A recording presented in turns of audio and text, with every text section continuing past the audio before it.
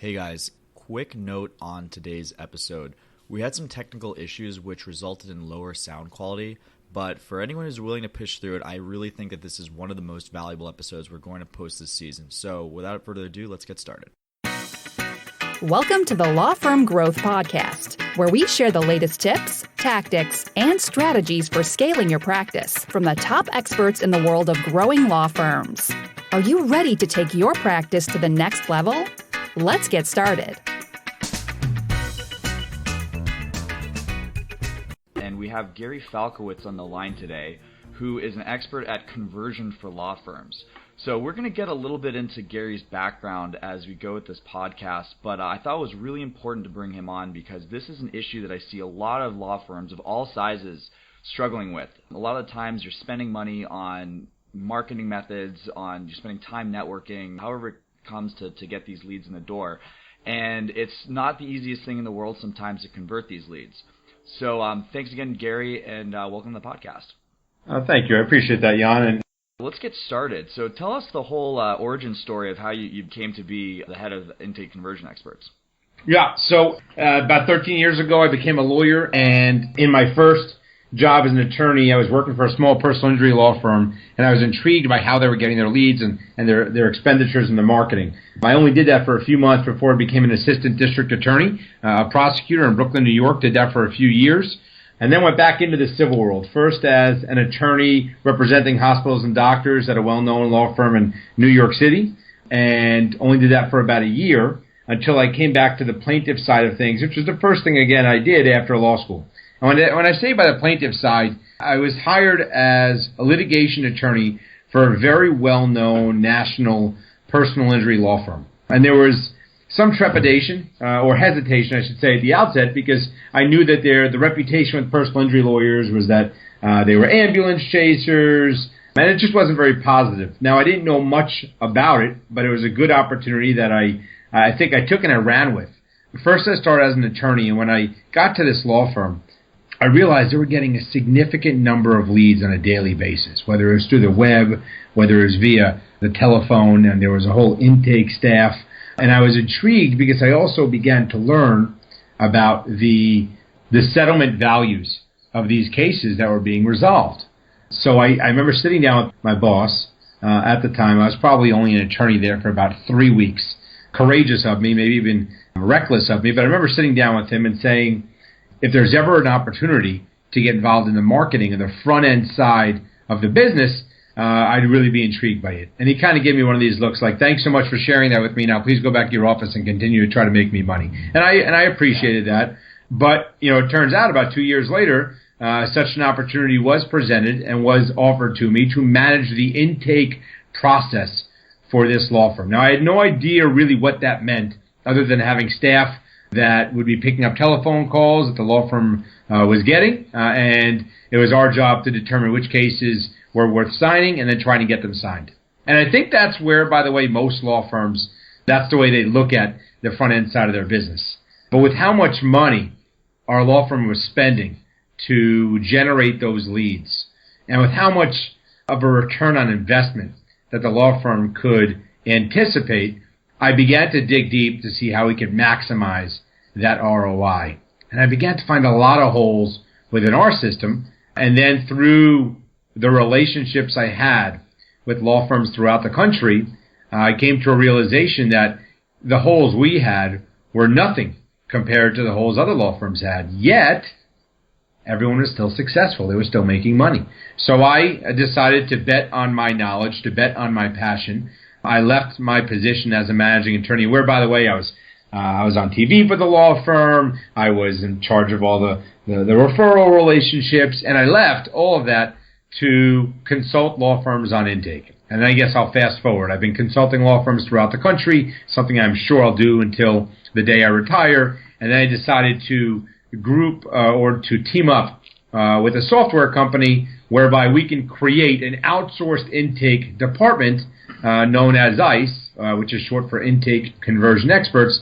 And really, and to end my 5-minute soliloquy here, really did that because we realized that the resources that law firms had and the attention that they were providing to intake were limited. and it was hurting their ROI. So this is what we do right now. Yeah. Well, that's a great story, Gary. I mean, one of the things you brought up a number of really, really good points I'd like to dig into. But, I mean, one of the things you notice is that, there's some law firms that have been successful almost in spite of this. And one of the things I like to say often is that, you can drive a car with 3 wheels, but you're probably going to get a lot better gas mileage when you've got 4 on there. And that kind of seems to be the situation with a lot of these law firms. I mean, maybe they're closing, 1 out of 10 calls or 1 out of 20 calls, but without making any change to their marketing expenditure, if you can get that up to 1 to 5, you're going to double or quadruple the amount of case files that you're going to be posting in a given month.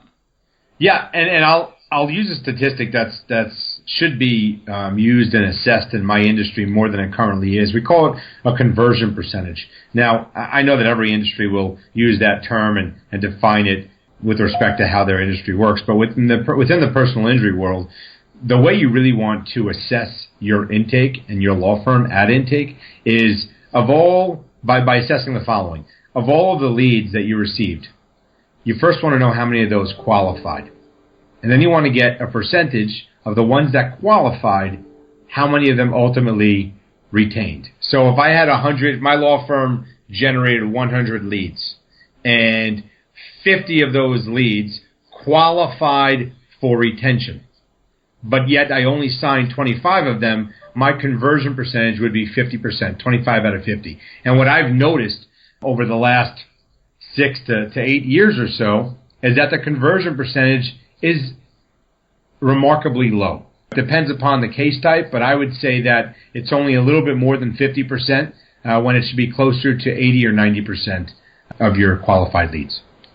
Yeah, well, that's some interesting information, and it's like, a lot of the people don't go ahead and calculate those numbers for themselves. So I always try to hammer down that you have to know your numbers when you're running a business, regardless of whether it's a law firm or anything else. But, I mean, you can see the benefit to that, because if you're at 50%, you kick that up to 80, you're close to increasing your retainers by 60%.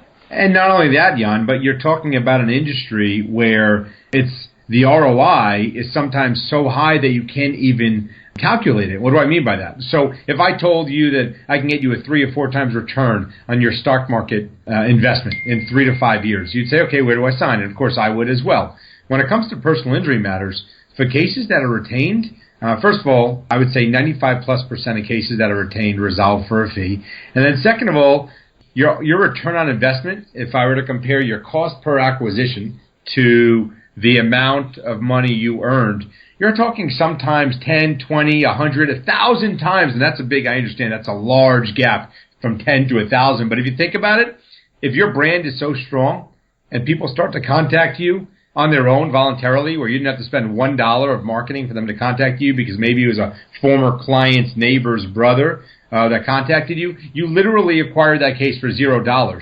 And if whatever you resolve it for, you can't even calculate the percentage of the ROI because there was no acquisition fee.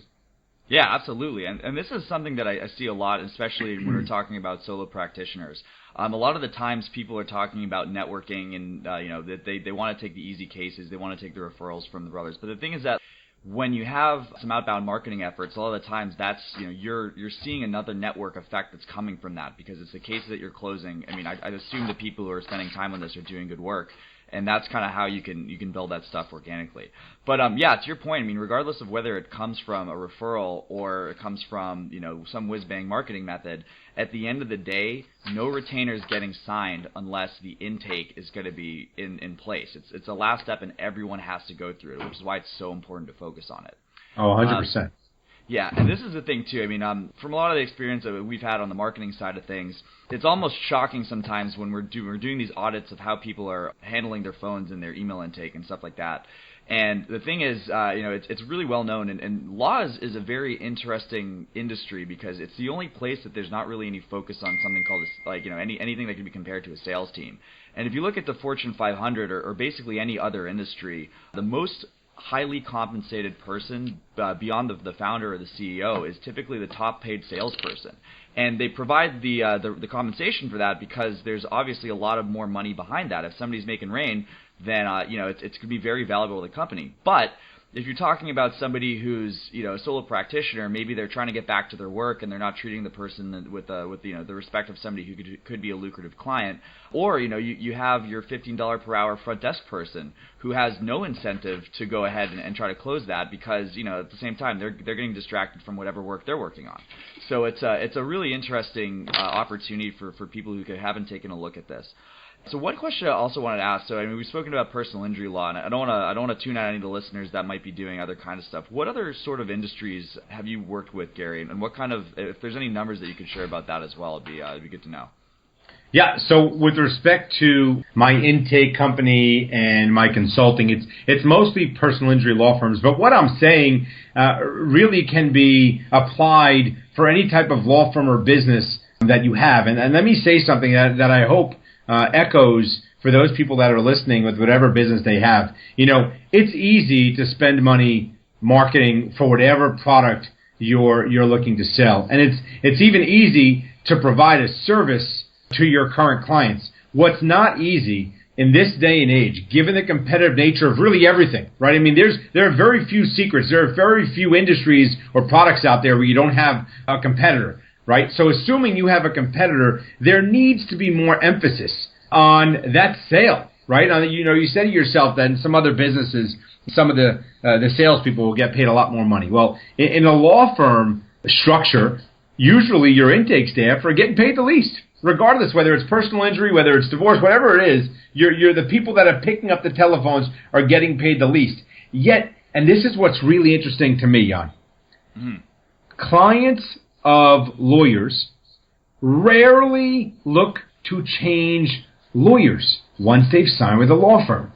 So in other words, it doesn't matter how bad of a lawyer you are, how infrequently you're following up with the claimant, how much you may have been rude to that client on the phone for the last 3 years when they were your client. Once they sign that retainer, once they sign an attorney-client retainer with your law firm, they're likely going to stick with you. So there's got to be a higher emphasis on getting them to sign that retainer. And so much of that is disregarded because we're successful anyway, because the fees that law firms are acquiring make them profitable anyway.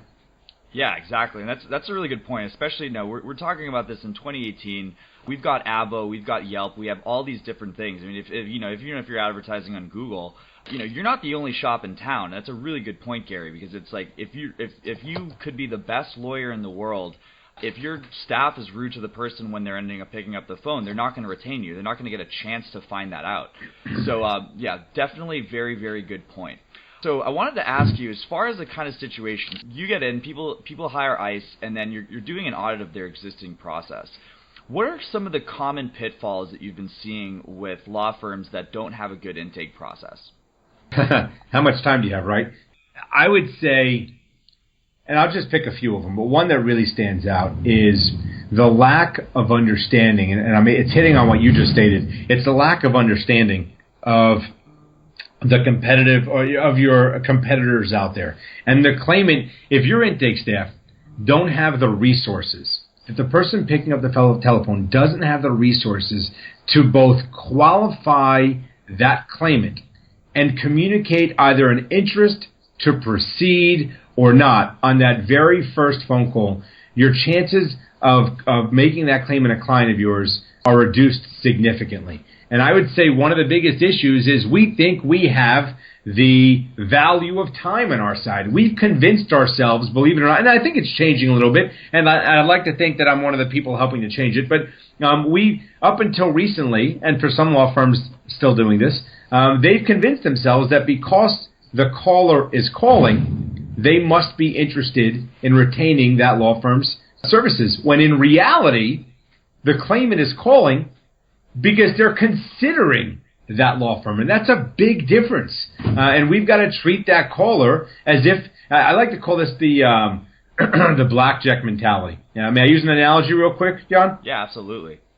Okay, so for those of you who don't know, in blackjack, your objective is to beat the dealer. In order to beat the dealer, you have to make an assumption. You have to assume that the card that is face down that the dealer has, it has the value of a 10. Right, so you make a decision based upon that assumption. If the dealer has 8 showing and a card face down, you assume that the dealer has 18, and then you make the decision you think is appropriate. Well, for intake specialists and for law firms, there's an assumption you have to make with every call. And this is it. You have to assume that every claimant that calls you already spoke with one law firm, and they're about to call another one after they speak with you. So what can you do differently on this one phone call that will allow you to sign this client more likely than the 2 other law firms that they likely spoke with? That's a super powerful mindset, and thank you so much for sharing that, Gary. I think it's really important that people have to get off this idea that it's a lot of times that they think that the best cases will come to them, and if you ever have to get to the point where you follow up with a client, then that's not somebody that's worth dealing with. And actually, I'd like to ask you as well, because sometimes we encounter this with some of the clients that we work with. What could you say in response to the idea that these good cases just fall onto your lap? A lot of times people say either, if somebody wants to take too much time, they're not worth it. If they require follow-up, they're not worth it. What kind of experience have you guys seen with these cases that people might have to follow up with? You know what? Let's stop looking for the easy road here. Okay, I can't tell you how many cases that either I or a law firm friend of, a lawyer friend of mine or a law firm I consulted with took on a case, took the chance on a case that had many question marks and created and was successful and acquired a fee for that case. Okay, we didn't pick. If you became a lawyer, you likely put a lot of work into law school and into creating your own business or into creating your own reputation within the industry. We can't stop. You have to understand that there's work to be done, and that if you want to maximize the attorney's fee for any case, you got to take on those cases that may not seem to be clear or high valuable or valuable at the outset, and then you got to make them valuable. I can't tell you how many cases that seemed like they were going to be garbage at the outset that actually turned out to be a valuable case. And I want to go back one more thing you brought up, John. You said, what are some of the things law firms could do differently? And I'm a big analogy guy, so I'll use one more analogy. If you've ever gone to a car dealership thinking about leasing or buying a car, there's one thing in common with every car dealership you walked into, and that is that before you leave that car dealership, a manager is going to come over and talk to you and shake your hand. Okay? Why is that? And the reason why is because the manager is your closer, right? The manager of a car dealership is the person that basically takes it into their own hands and says, I don't want this person leaving my shop without keys in their hand and a check in mine. That's the whole point of that manager saying hello to you every single time. Well, why aren't law firms taking a similar approach given our ROI? In other words, intake specialist speaks to a claimant, looks like a case the law firm's interested in. Intake specialist conveys an interest in representing the claimant. Why are we not getting a lawyer on the phone? Why are we not going one step further, assuming that blackjack mentality I just described is actual, which it should be? Why are we not doing one more thing than every other law firm is doing? That's getting a lawyer on the phone saying, you know what, ma'am, this is exactly the type of case we can assist you with.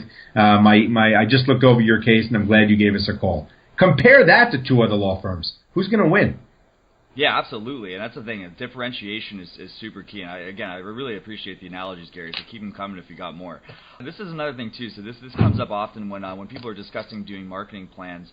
We like to use the free consultation as a method to getting people up, because from what we've seen, it's really, really hard to advertise without a free consultation. But we get tons of objections from attorneys who go, oh, I don't want to answer the phone all day. I don't want to provide these free consultations to tire kickers. So what kind of ideas do you have around that kind of thing? Well, I think, it's very difficult in this day and age to have an upfront fee for your business. There are many options out there, and the smart salesperson or the smart lawyer or the smart business owner is always going to say, let me give you a free consultation or a free conversation or a free meet and greet. I think it's really important. I think claimants are understanding that there are many options, especially with the web, with where we are digitally, and everything's at our fingertips, and you can literally compare 3 of the same product from 3 different service providers, and you could compare apples to apples and decide what you want without even speaking to somebody. I think we have to run with this free consultation, and guess what? If after that free consultation there's an interest in representing that claimant and there's an upfront fee at that point, then talk with the claimant about that. Explain to them why there's an upfront fee. But if you're going to scare the claimant off right at the outset without even hearing what they have to say, you're hurting yourself. There's no doubt about it. Yeah, you're not even going to get that call most of the time. And hopefully you didn't spend too much to get that person in front of you, because it would be a shame to lose that kind of income. So yeah, super good point. I wanted to ask you, so you've obviously been through tens, dozens, hundreds of these at this point. Yeah. Could you tell me, for people who might be considering this, what kind of could you give like a success story for an awful situation that you guys were able to turn around, and what kind of results they were able to get from that? Yeah, sure. So I have a bunch of them. I'll use one as an example right now. There's one law firm I consulted with, spending a lot of money marketing their services. They have their own intake staff. And by the way, I consult with law firms whether they have an intake staff or not, whether they're spending $20,000 a year or $20 million a year. And by the way, my company, Intake Conversion Experts, we work with law firms that are either small, that have the money to market, but they don't have an intake staff, or that are large, and they realize that they're just not doing a great job. But going back to the success story, there's a law firm I consulted with that was referring cases out to other law firms. But because they didn't have a good follow-up process in place, they weren't sure as to which cases they were going to be honored with a referral fee on, and to make sure that the other law firm recognized them as a referrer. So after a review with the law firm, we realized that there were hundreds of cases that went to this other law firm where they were not marked as the referrer, and we got that fixed to make sure that law firm, we're talking about, if not hundreds of thousands of dollars, maybe millions of dollars of referral fees that could have been completely disregarded or forgotten about. And what I realize in my consults is that there's so much under the hood, there's so much going on that lots of times law firms, they just don't prioritize the intake. They don't put someone in place to make sure that the T's are crossed and the I's are dots. They don't make sure, their follow-up process is limited at best. I'll give you another quick success story. There's a law firm I consulted with that was signing between 40 and 50 cases a month, and I told them not to spend any more money marketing, and that with my assistance, we were going to increase that number of retained cases. They're already up in the mid-90s right now. So they doubled their inventory, their retention rate, because we fixed things, because we found problems and solutions to those problems. But don't get me wrong, finding the problems is the first step. And then we found solutions to those problems to help them maximize their marketing ROI. Now, if somebody's, we're going to have a lot of law firm owners that are either, small, large, medium. They might be considering at this point, at what point would somebody want to consider moving forward and focusing on this in their business? Like, what kind of metrics should they do, and how can one get started with evaluating whether this is something that they need to focus on?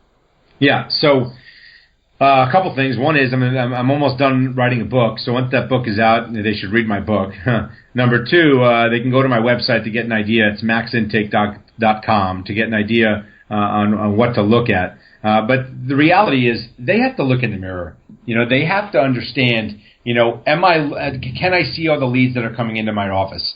Am I having someone assess whether we made the right decisions with all of those leads? What's our follow-up process like? What's our retention rate like? What do our intake specialists sound like on the phone? And if these answers aren't clear to them, I'm not talking about making an assumption here. If they're not clear to them, they don't have some of these numbers, in front of them within seconds, then there's an issue. And if they're spending, and if you're talking about a law firm that's really spending anything more than $10,000, $20,000, $30,000 a month on marketing, the numbers can become overwhelming depending upon your staff, which is why we created ICE in the first place. We wanted to give smaller law firms the ability, if they say they had the liquid, say they had the ability to go market for cases, but they don't have an intake department, right? Or they don't have people that they can count on to respond, qualify, follow up, and retain appropriately. Well, now they have an option. And we wanted law firms. I got to tell you, there are large law firms, some of the biggest law firms in the country. Okay, they are using our services for something called stale lead follow-up. What that means is they realize where their Achilles heel is at intake. They may say, we do a great job following up on leads that come into our office for the first week or two. But then we do a really poor job, and we just give up on those leads. We move on to the new ones. So we've created an outsourced option for them just to send us those leads that you were either unable to qualify or unable to retain if they were already qualified. And I'll just give you one more quick success story, if you don't mind. Yeah, there's a large law firm that came to us in September of 2017. And I told them about this stale lead option. And I knew they had a bunch of leads. A lot of the large law firms, they're going to have a bunch of these older leads they didn't do a great job on. And I said to them, I want you to test me out. I want you to find all of your 2016, so cases leads that were at least 9 months old. I want you to look at all of your 2016 leads that you were either unable to qualify because you lost touch with the claimant, or you were unable to retain when you wanted to retain it because maybe you decided that you gave up after a certain period of time. I said, okay, we're going to give you 1,000 of those leads, Gary. Do you know we retained 250 of those cases for that law firm? And now they work with us all the time. Because it's not that they don't understand intake, it's that they may not have the resources to handle intake appropriately. And we created ICE as a dedicated intake department for law firms. You can obviously see the ROI, which is something that, vanishingly few unsuccessful law firms and basically all of the successful law firms have a really, really good handle on. And it's one of those small hinges that swings a big door. A targeted investment in something at the end of the funnel. I mean, you can have the best marketing in the world, but to use an analogy of my own, it's like spending your entire salary cap on a football team when you're quarterback when you don't have a single guy who can catch the football. And at the end of the day, it's about bringing the ball into the end zone, getting that retainer, getting that case file, and getting that in your checking account. Because if it's not, it's you're just talking about fancy numbers and pie charts and stuff. That's exactly right. I think this has been a super helpful conversation, Gary. Where can anyone find you if they wanted to look into your services or more information around this? Yeah, I mean, there's probably only one Gary Falkowitz out there doing anything within the personal injury realm. So they can find me at maxintake.com. They can find me at intake.law. They can Google Gary Falkowitz. And I'm sure it'll pop up, but I'm everywhere right now, so it shouldn't be too difficult. And I'll say it this way, if you're spending money marketing and you want to make sure that you're not leaving money on the table, give me a call. If you're spending money or you're thinking about spending money marketing and you don't know if your intake resources are adequate, give me a call. Anything having to do with intake in law firms, I'm sure I can provide some value for you. Okay, fantastic. And you've already provided a bunch of value with this podcast, Gary, so thanks again. Yeah, my pleasure. Thank you. Thank you for listening to the Law Firm Growth Podcast. For show notes, free resources, and more, head on over to casefuel.com/podcast. Looking forward to catching up on the next episode.